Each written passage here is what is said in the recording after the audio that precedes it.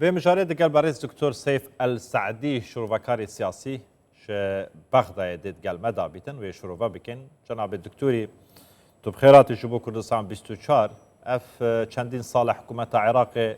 سرکفتن بسر داعش راگهاندیه بوچی هتانها نکاریه نشیایه کو آوریان وگرین توسر مال و حال خواه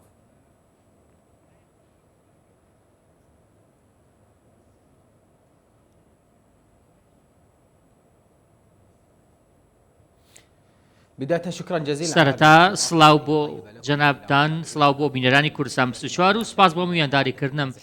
گومانی تێدا نییە گەڕانەوەی ئاوارەکان بۆ ناوچەکانی خۆیان بەشێکە لە کارنامەی حکوومەت کە لەلایەن پەرلەمانی عراقەوە بڕیاری لەسەر دراوە کە مادەکە مادەی 66 دەستورە مادەکە دەڵێت پێویستە هەموو ئاوارەکان بگەڕێنەوە بۆ ناوچەکانی خۆیان بەڵام بەداخەوە حکوومەت تاوەکو ئێستا پابەندی ئەم خاڵە نەبووە بۆی ئاوارەکان بگەڕێتەوە بۆ ماڵ بگەڕێنەوە بە ناوچەکانی خۆیان بە دیاریکراوی وەزارەتی کۆچ و کۆچبەران و حکوومەتەکەی بەڕێز سوودانی تاوکو ئێستا ئەم پرسیان بە هەڵپەسێراوی ماوەتەوە یاخود هێشتووەتەوە پێویستیان بۆ نمونە ئاوارەکان لە کاتی گەڕانەوە پێویستیان بە پارەیە جا لە نینەوە بن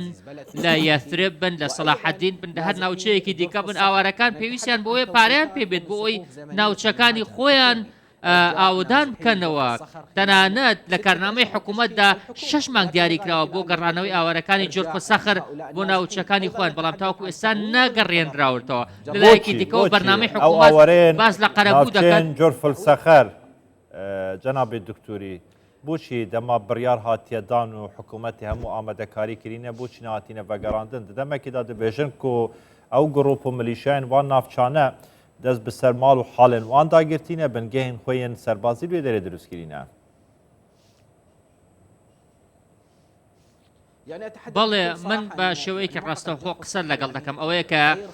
جورف سەخر ئێستا لە ژێر کۆنتترۆلی هێزەکانی حکوومەتدا نیە یاخۆت لە ژێر کۆنتترۆلی سوپا و پۆلیسدا نییە کۆمەڵێک گروپی چەکدار هەن کە دەستیان بەسەر ناوچەی جورف سەخردا گرتووە و کردووانە بەسەر بازگەی خۆیان ئەمەش وای کردووە کە ئاوارەکان نەتوانن بگەڕێنەوە بە ناوچەکانی خۆیان ئەمە هۆکاری ڕاستەقینەیە لەلایەکی دیکەوە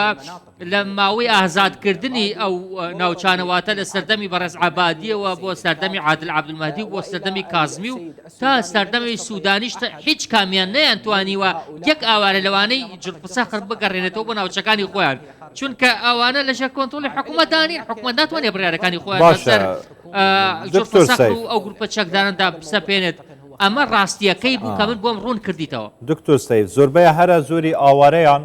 سنەنە یەن وان ناوچانە و ئاوارە بووینە و نەشیانە بەگەڕنەوە سەر ماڵ و حاڵێن خوا بۆچی سنی قبول دکەن لە عێراقیدا دەمەکێدا سنی هێزا سێەمە بەشدارە دە حکوومەتێدا بۆچی وێ غەدرێ وێ زوڵمی قبول دکەن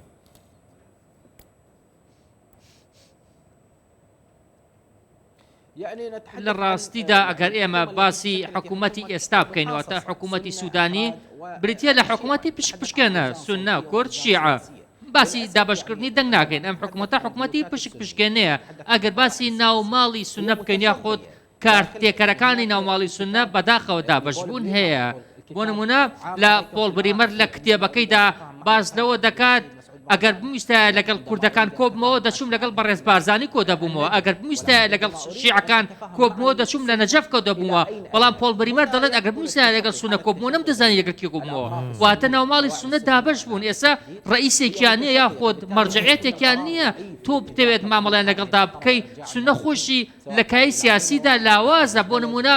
لە یەتریب لە نەینەوە لە سەلاحەدین لە ئەنبار دەبینی سەرکردەکانی سونە دابەش بوون هەزاران کەسی سونە ماون نەگەڕێنراونەوە بۆ ناوچەکانی خۆیان ئەمە تەنها پەیوەندی بە جورف سەخرەوە نییە تەنانەت ئێستاش لە ئەنبار بۆ نمونە پێی ئەو کەمپەی پێی درۆتی کەمپی بزێبست تاوەکو ئێستا دۆسیەکەی دانەخراوە تاوەکو ئێستا ئاوارەی تێدایە تاوەکو ئێستا نەگەڕێنراوەتەوە ئەمە مانای چییە مانای ئەوەیە کێشە هەیە کێشە هەیە لە حکوومەتدا حکوومەتی عێراق بەرپرسیارە لە جێبەجێکردنی کارنامەکەی ئەگەر تۆ پێت وایە کارنامەکەت بۆ جێبەجێ ناکرێت بۆچی دەیخەیتە بەرنامەی حکوومەتەوە تۆ کە خستوتە بەرنامەی حکوومەتەوە وەکو لە مادەی 66 هاتووە پێویستە جێبەجێشی بکەیت بەڵام تاوەکو ئێستا هەنگاوەکانی جێبەجێکردنی کەڕانەوەی سەرجم ئاوارەکان هیچ نین ینی بۆشایەکی زۆر گەورەیە هەیە لە نێوان نووسراوی سەر وەرەقەکان لەگەڵ ئەمری واقع لەلایەکی دیکەەوە بەڕێز محەممەد شیع سوودانی فەرماندەی گشتی هێزە چەکدارەکانە ئەو پێویستە بڕیار بدات بۆ گەڕانەوەی ئاوارەکان ئەو پێویستە کۆنتترۆلی هەبێت بەسەر سەررجەم هێزە چەکدارەکاندا ئەو بەرپرسیارە لەم دۆخەکە ئێستا دروست بووە حکوومەتی بەڕێز سوودانی دەنگی پێدراوە پەرلەمان متمانەی پێداوە کارنامەکەی قوبڵ کراوە ئێستا بڕیاری هەیە پێویستی بە بڕیارەکەی جێبەجێ بکات پێویستە بڕیارەکەی کە لە ناوخۆی پەرلەماندا دەنگی لەسەردراوە لە ئاسی واقعیش جێبەجێ بکرێت. بەڕێز دکتۆر سەیف ئەلسعدی شوڕڤەکاری سیاسی لە بەغدایت گەلمەدا بوو گەلێکی سوپاس دکتۆر.